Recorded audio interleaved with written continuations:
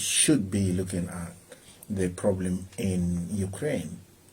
That is, I think so. It's initially an internal struggle between a country that is divided. Yeah.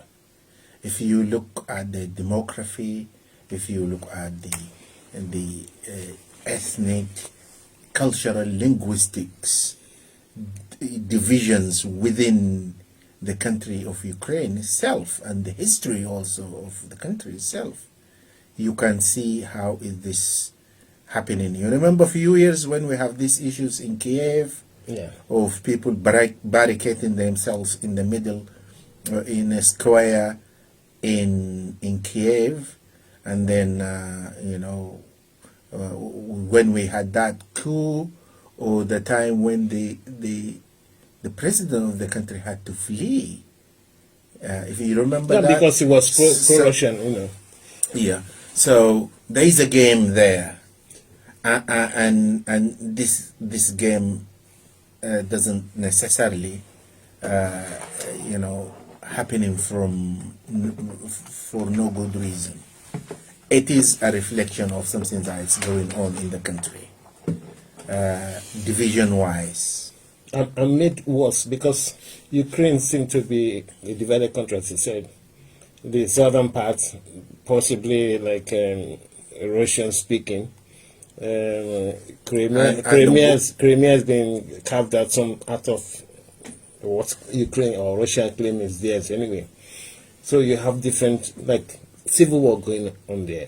Absolutely. Yeah. I can't agree more. Yeah, but the same thing, if you bring it back to Africa, what can we as an African nation learn from all this happening in? When it comes to Africa, if you look at the historical perspective of that, Africa, because they were initially, and they could be similarity. Because most African countries are divided, actually. Well, no, but I think what's going on is the issue of this country being colonized and being, aligned structurally, economically wise, and culturally wise to the old masters, the old colonial masters. Yeah. Okay, so when the colonial masters, when they physically left the country, what should have done the African people,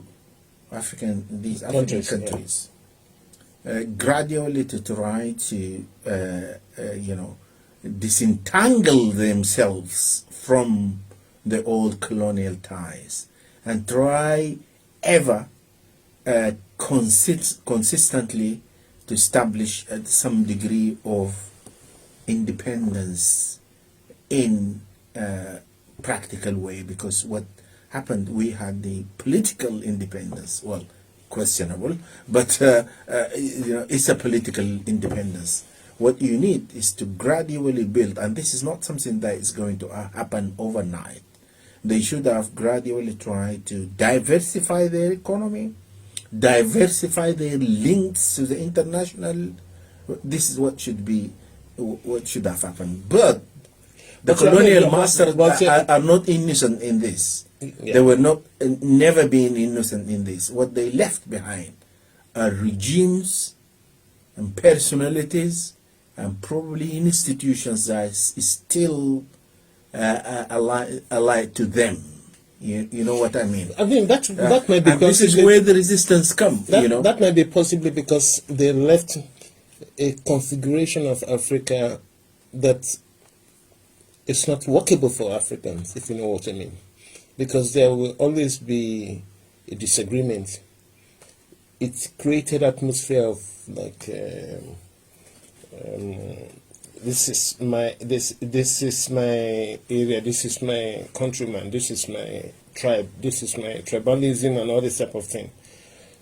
So that is what we've been struggling with, and that's exactly what's happened in Ukraine. I wouldn't say exactly. There are differences, because now Ukraine part of the population have an ambition to be Europeans and part of it, and so on and so forth. Ethnically, they are not the same. No. So that is a comparison to Africa in that respect. But the difference is we do not have very rare, you see, maybe Cameroon is one or something like that. But it's very rare that in Africa, within Africa, you see one section of the community would like to be follow France and be French, and the other one another country, America or Russia. No, this is very rare. So there are divisions, but not the type that we see in Ukraine. That is different because we have Western Ukraine. These are people since the days of the action in Kiev were clearly that people like Ukraine to be part of Europe, and there are some other sectors of the community or parts of the community itself, call it the Ukrainians, do not want to follow this. But you don't say we've never had that type of thing, because that was what got rid of Patrice Lumumba in Congo, because it was aligning to this then Soviet Union, and the West didn't like it, and they were still socialist principles, if you know what I mean. Then they got rid of it. Yeah. So that's what I'm just saying. But if you put the reverse back in Ukraine, it's the same. I don't know how usefully this comparison is going to lead us to understand what. Because the reason I'm bringing this, they should be careful. We should be careful. Yeah, we agree on this. We should be very, very careful, because it could happen to any country like that. Because if you think, you are being suffocated, so-called, by one Western one power, and the other one is promising that we'll come to your aid, if you join our alliance. Incidentally, I was just doing some research, and I found out that even Soviet Union and Russia has been applied to join NATO, but they were refused. I think at one time they thought that instead of you trying, you mean join the EU? Yeah. Okay. Yeah. No. Possibly NATO itself. Yeah. And they said, okay, instead of this, doing this and this, let us all be in this game together. Yeah, exactly. Okay, at one time. I don't know how genuine is it. I haven't really studied whether it was genuine, whether it's something meant to delude or gradually dismantle the organization itself, because at one time we thought it's actually started to lose meaning once the Cold War is over. Yeah. So we don't know how genuine it is. But that at least one time is being considered as a resolution to the problem that we have. Yeah. Because instead of having, a power that is basically working against you in your doorstep, Russia has always expected to act. They were always expected to do something about it. They were not gonna lie down and say, okay, come and install all these missiles or the power in our doorsteps. I mean, the reason why I possibly go against Russia is the level of destruction going on there at the moment. Well, I think they said we will have to condemn all sort of destruction, loss of life, loss of life. Yeah. This is something which we need. We don't accept it. We don't condone that at all. But this should not really prevent us from discussing the real sort of underlying factors, and we do not necessarily have to follow propaganda, whether it's coming from the Russian, because there is a lot of propaganda going on at the moment. Like they said, in situation like this, the first casualty is fruit, because you never know which one. But now the second aspect, before we go on a short break, the evacuation of people from Ukraine. I mean, mostly getting away from conflict. And I noticed during the beginning of the week, that there was even discrimination in the midst of this commotion, this threat to life. How could that be explained? Racism. It's because it's Because so much. if you look at the coverage now, and it's, you know, I think we need to spend some time on it. The coverage itself is trying to say, look, this should not happen in Europe because these are civilized people. And Exactly. it's not happening in a third world country which you can afford to ignore, which I find, you know, from the humanistic point of view, I can't understand. I can't explain it into, you know, anything other than racism. To say, well, this is not happening in Africa. This is not happening in Asia. This is not happening in Afghanistan. This is happening here in Europe.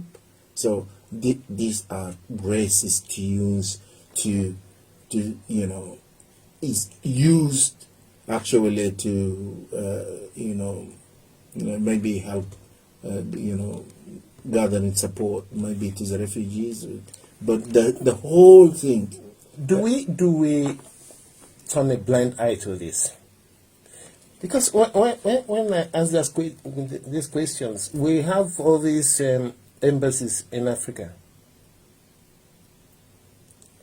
There was a situation, I don't know whether you saw it, where they asked the Africans in the train to get off the train in Ukraine, between Ukraine and to get off the train and get other people to take their place.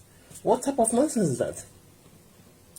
I mean, I'm just saying this feeding bottle relationship we have with this.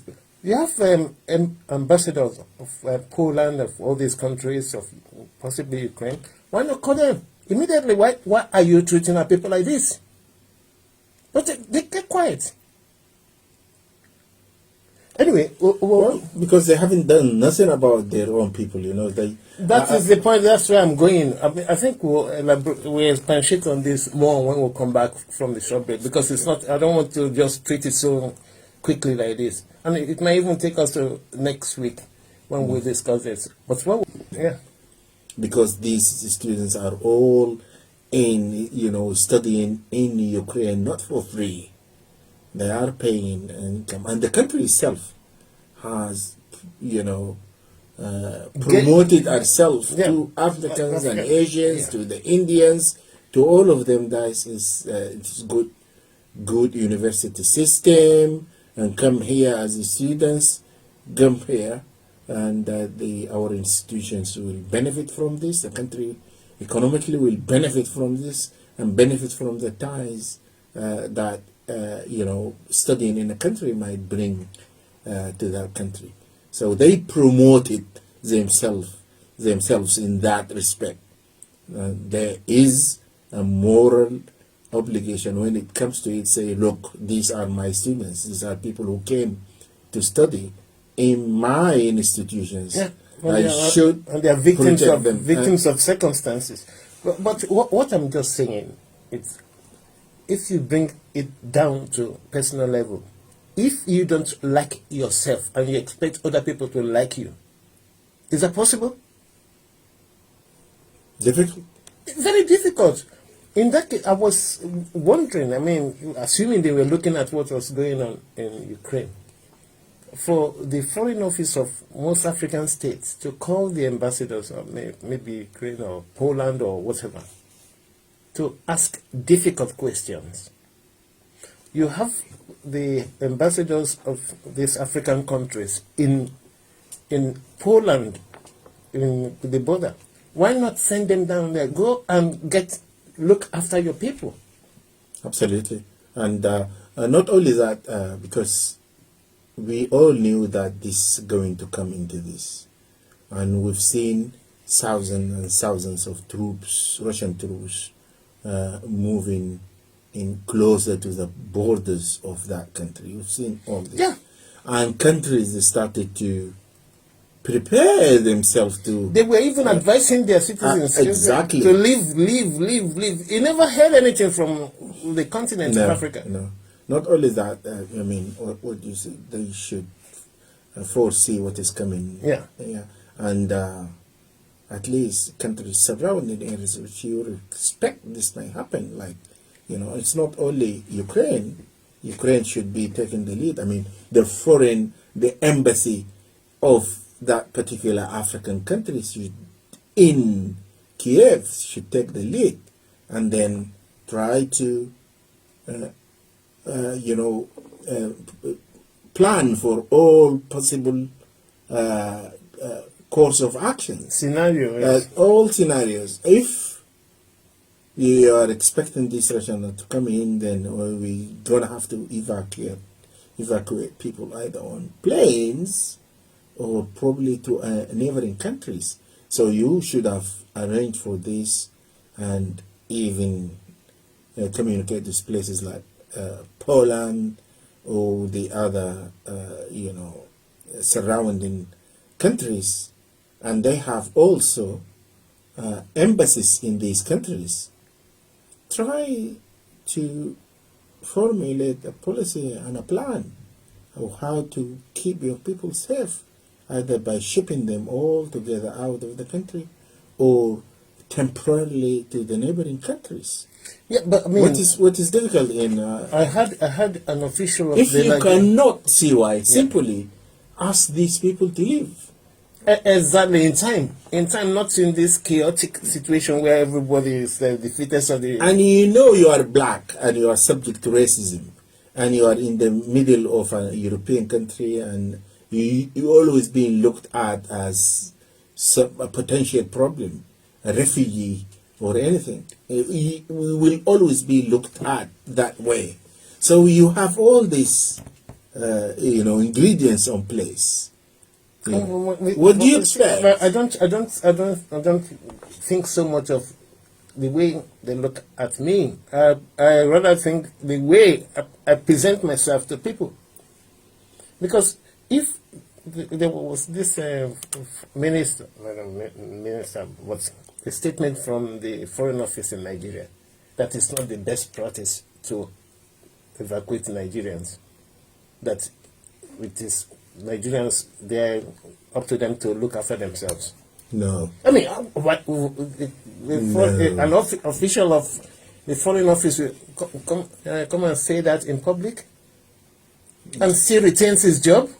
So abdication of... I mean, I can't understand. That is why I say forget about Poland or Ukraine or if you don't treat yourself well, nobody will treat you. You expect better treatment from other people. That is rubbish. It won't come from anywhere.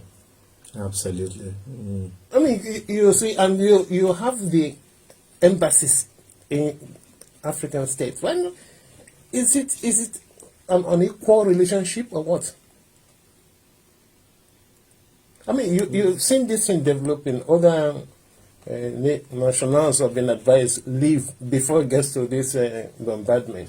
But it's the Africans in all the time. They want to see the last, up to the last second. Now, when it is impossible for them to get out, then they will start.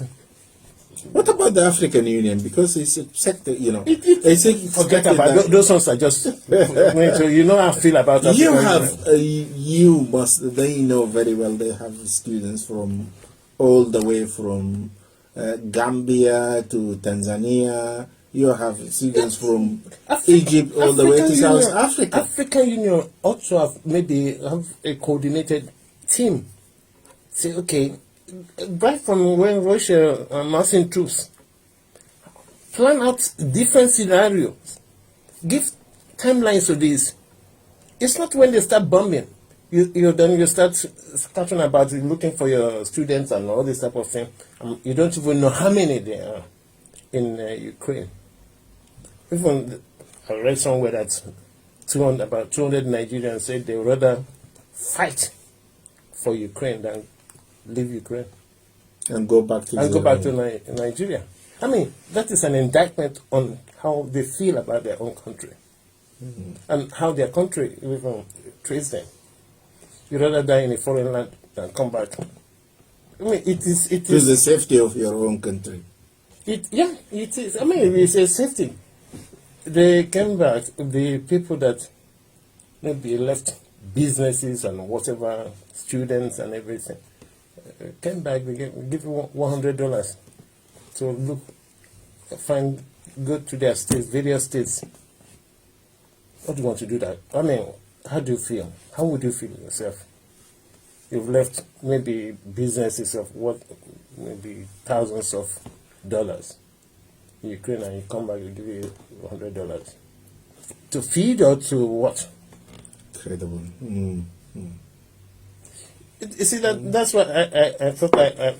We've not done very well in this situation. Yeah, because I don't blame people discriminating. You can't stop any person how they feel about you. It's how you feel about yourself. I mean, if I like a president of, for instance, Nigeria, I will call. First of all, I will send my head of service, my ambassador in Poland. Say, look, go to the border. Go and look after our people there. But the ambassador himself should have had. I'm just saying, you see, a plan. This is your job in that country. They have this mentality to look after the interests of your own people. They have this mentality. If the president has not spoken, nobody will do anything. If the president of Nigeria does not, if he doesn't speak, nobody will do any job. What is the point of having institutions in a country? And they will still retain their job. Whoever the person is, either a woman or a man, should have gone to the Polish border. See that, because different nationalities were there. Indians were looking after themselves. This were taking care of their citizens. But Africans were just abandoned. Horrible situation. It's the type of relationship we are having. This feeding bottle, they feed you, you say thank you, sir. Relationship syndrome. They call it KDSE syndrome. It is ingrained in our medulla oblongata, or what? That we are always. Oh, exactly. Tell me. No. Later we'll talk about that. Give me the translation to that. Later we'll talk about that. I mean, that's unequal relationship. In a Polish embassy in Nigeria would not see a Polishman being mistreated in Nigeria and keep quiet. Yeah. Whatever the case, the Polish embassy will take the case up with the Nigerian, blah blah blah, and they will either settle it amicably or they send the Polishman back. But as Africans, you are abandoned on your own. Horrible situation. And then you want people to respect or feel, or you owe allegiance to XY countries and all this type of thing. Why do we keep on doing this? I mean, there are lessons to be learned from all this. They won't learn anything. I know they won't. It will happen again. They won't learn anything. We've seen COVID. COVID has exposed so many things. Now they are scampering around the world looking for fabricated laboratory to be exported to that continent. What have they learned? They've not learned anything at all. You see, this Ukraine will go and pass, and they will pretend as if nothing has happened. But it is a very big shame. It is a big shame, and I just hope a lot of heads will roll in the country, in Nigeria, and within the AU. Is it a hope or expectation? It's a hope. It's a hope because nothing will happen. Nothing will happen. We can keep on shouting about discrimination, racism, and all this type of thing. If we don't look after our own, nobody else will. Nobody else will. If something like that is happening, like in Africa, for instance, and you have a French vessel, what they would do, I can even say that to you tomorrow, they will evacuate whether you are French, English, and as long as you belong to European Union, you enter that ship. I remember very well. I mean, I experienced this, not personally, but a friend of mine, a few years back when the war broke out in the border between Ethiopia and Eritrea. Yeah. And then someone who was actually a refugee in this country, not a British citizen. Remember this? Not a British citizen, a refugee. And they went straight to the British embassy, and they were evacuated in, British warships out of that country because of the trouble that took place. So I mean, that's a simple one. I mean, it is maybe nation to nation, but this one is like mass evacuation of Africans. Yeah. I mean, like they're being treated, or they treat themselves like sheep without, like, shepherd. You toss them this way, you toss them this way, the whole world is looking. And they are the one who are paying, they are the one who are paying the Ukrainian for being there in the country and studying. Of course. They are the one who, bringing the benefit to that country. You don't, the Ukraine, they paid towards, they enhanced the economy and does not exist anymore. Ukraine is in tattered. So everybody is like looking for where to hide their face. And within that commotion, you just abandon your people. Oh, go and sort yourself out. And someone was telling me, the foreign officials say, it is not the best practice to evacuate your people. They should look after themselves. Oh God! When I heard that thing, I shook my head. See, if it is for Chinese leader to call all of them, they will run to Beijing like headless chicken. 54 of them. But it's up to them now to protect their own people, to look after their own people. Absolutely. Now they are absorbing their hands. No.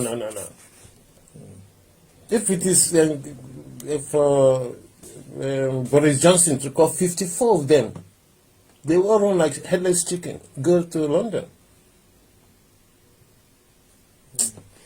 Anyway, let me stop. If not, I might walk myself up unnecessarily. But I just think they